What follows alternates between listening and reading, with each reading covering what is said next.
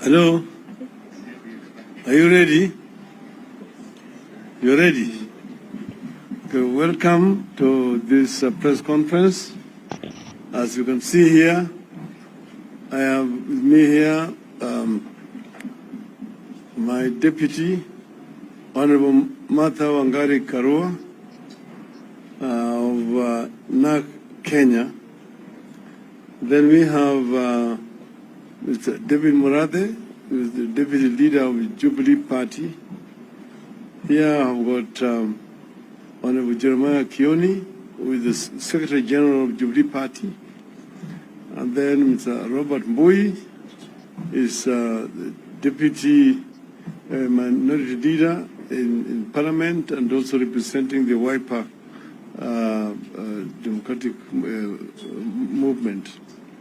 So we have a press statement here, which Martha is going to read on our behalf. Martha, welcome. I don't know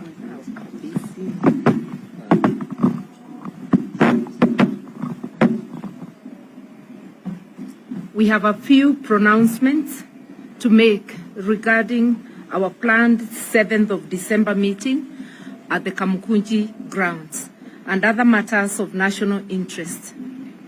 The December 7th Kamukunji meeting, we confirm that the meeting is on as earlier planned. Secondly, we wish to affirm that the Kamukunji event is a public consultative forum. The right to public protest, the right to demonstrate are enshrined in the Constitution. But the Kamukunji meeting is a consultative meeting, and we want to make it very clear that the rights granted by our Constitution cannot be derogated by anyone, not the courts and not any other authority, and must be respected. The meeting will be a coming together of Kenyans to share views on the state of affairs in the country. The meeting is in line with Article 37 of the Constitution on the right to assemble, right to demonstrate, picket, and to petition. Under this article, every person has the right to peaceably and unarmed to assemble, to demonstrate, to picket, and present petitions to public authorities. This is what we'll be doing on the 7th.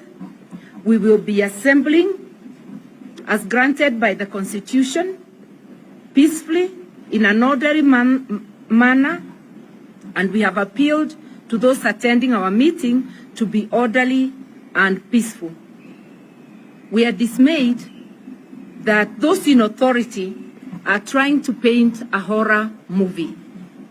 Some of them have even hoped that there will be no deaths, a clear indication that they are the ones planning mayhem.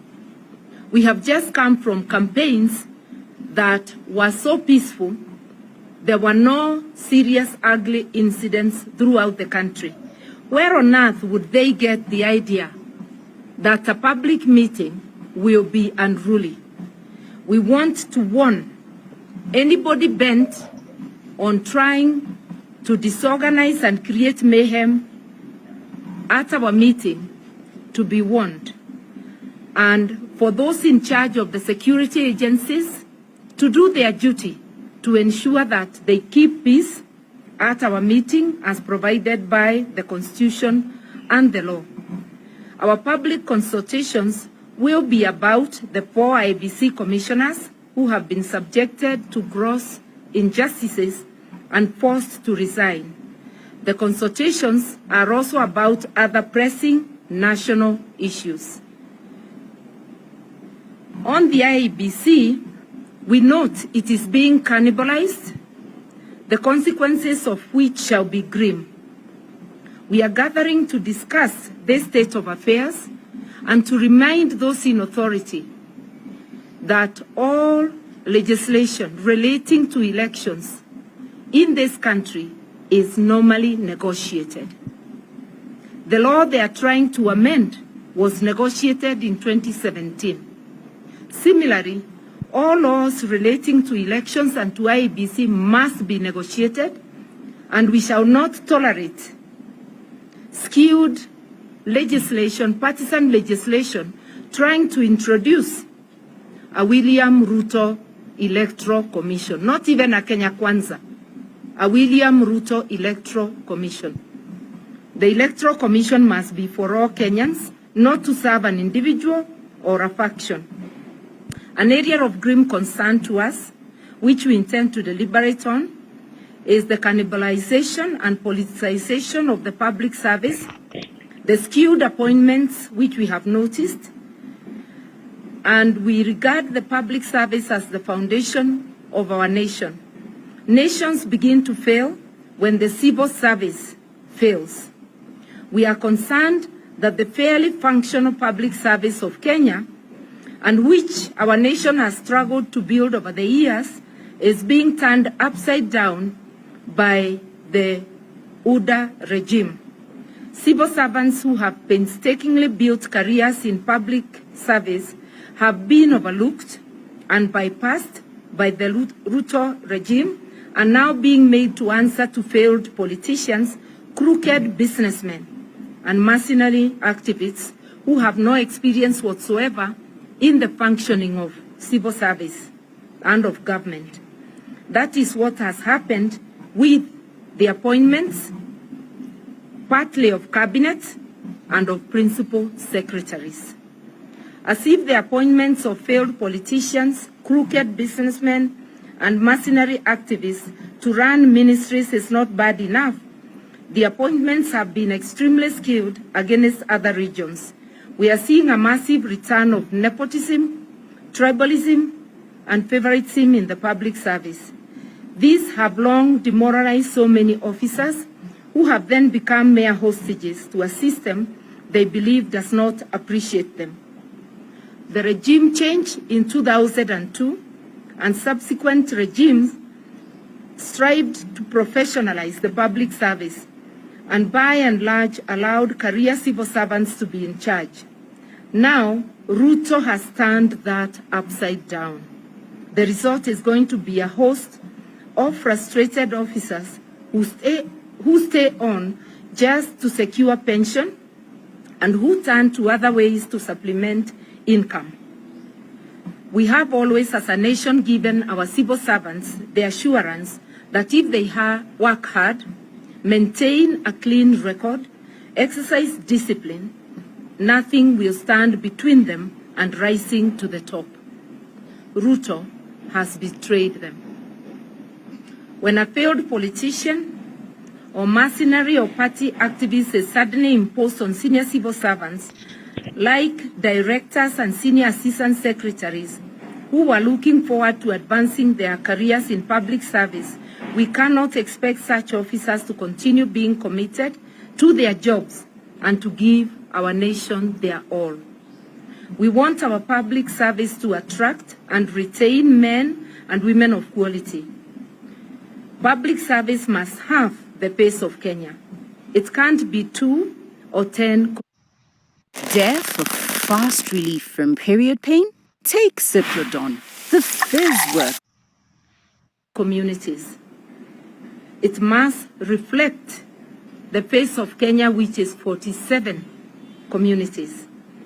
What we have today is unprofessional, skewed, and unacceptable. We want to start a robust conversation on the introduction of genetically modified foods and seeds in our country. We have a responsibility to educate our people about the ill effects of GMO and the corrupt motivations of those trying to introduce them here. Introduction of GMO will turn our farmers into slaves who will not be able to plant without buying from a select number of companies. On the 12th of December, at Jacaranda Gardens, we will have our own celebrations of our independence and our republic. This is the Republic of Kenya, not the republic of an individual or a regime. Our celebrations will therefore be at the Jacaranda Gardens. Ruto and his deputy have a very narrow view of the Republic of Kenya. They do not know where Kenya has come from. They do not know where they want to take it. Ours will be a celebration of patriots. Those who don't like to hear that word, itakuwa ni mkutano wa wazalendo wa Kenya. It will be Jamhuri ya Wazalendo, men and women who have made sacrifices for this country and who know where the country is supposed to go. We are concerned about the very brazen attack on Chapter 6 of our Constitution. Brazen because the accused are being appointed to critical public offices that have immense bearing on whether we grow or stagnate as a country. We are seeing a pattern where people facing serious criminal cases like money laundering, fraud, giving kickbacks, such people are being appointed to critical positions, including leadership of the very institutions that have taken them to court. Ruto is slowly imposing a mafia state on Kenya. This reign by gangsters is scary and unnerving. It has never been seen in Kenya, even during our past bad days. It has been said jokingly in the past, whereas other countries have a mafia, in Kenya, mafia have a country. This is now officially true. It is clear that despite the outrage of the people of Kenya over the criminal backgrounds of most of the people being appointed to critical public service positions and to government, between the appointees and the president, they are as thick as thieves. Thank you.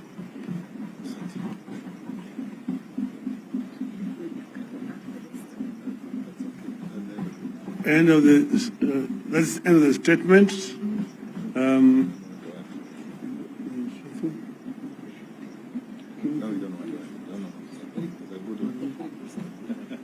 Does David say something here? Haya. Sasa habari yenu? Now, the most important thing we are trying to pass a message is that Kenyans should not sit back and watch as the country goes down to the dogs. These so-called new kids on the block have been in government. There's nothing new. In fact, they're just reinstating those old bad days, and we are cautioning Kenyans and alerting them that the era of dictatorship is back with us, and that Kenyans should not sit back and allow these people that comfort of thinking that they can subdue all of us. We will not let that happen, and we are going to engage them because that is what is right for this country. Asanteni sana. I just want to add here, there's been allegation in the media that Azimio Mizambaratika. As you can see here, Honorable Murathe Karua represents NARC Kenya. Honorable David Murathe here and Jeremiah Kioni here represent Jubilee. And Honorable Robert Mbui here represents Wiper Party. Because Honorable Kalonzo Musyoka, the Wiper leader, is in Mwingi on some business. Honorable Gideon Moi of Kanu has also sent just apologies. So you need to know that Azimio is very much united here. And we just want to reiterate again what Martha has told you, that we are acting in the best interest of the members of Azimio, and that the meeting on Wednesday at Kamkunji grounds is a peaceful public consultative meeting. It is not a demonstration or picketing. It is just a consultative meeting with the people of Kenya. And on the 12th of December, Jamhuri Day, we are going to Jacaranda Garden in Embakasi, not Kamkunji. Again, that is just going to be celebrating Jamhuri Day with Wazalendo wa Kenya. And it's also going to be a very peaceful congregation. Not protests, not picketing, not at all. But all that also is also guaranteed by the Constitution of Kenya. If we wanted to do a protest, demonstration, we would just inform the police, provide security, and we'll do it. But we are not demonstrating, we are not going to engage in any act of thuggery or hooliganism, and no property is going to be destroyed. We urge the government not to use an excuse to bring thugs there to try to disrupt this function. Thank you.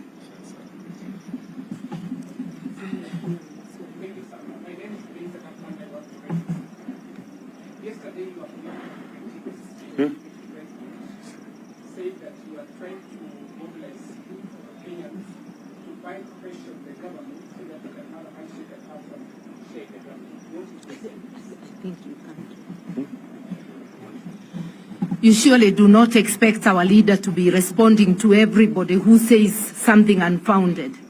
You better go back to that source to give you facts to show that what he is saying is true.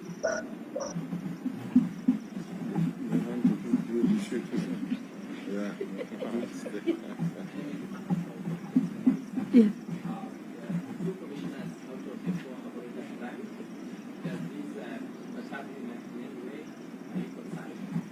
We have already said they are being coerced. Remember, commissioners represent the people. Anybody given public office represents the people. What we can see is coercion, and we can see the end game. William Ruto wants a William Ruto commission. This is what we must resist. The final one.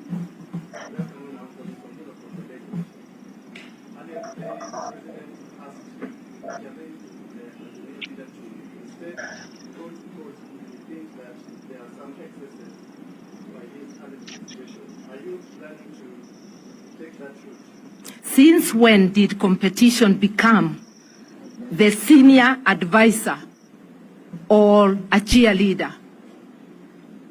Let us be serious and let people do whatever they feel befits them in the position they stand. We reject unsolicited advice.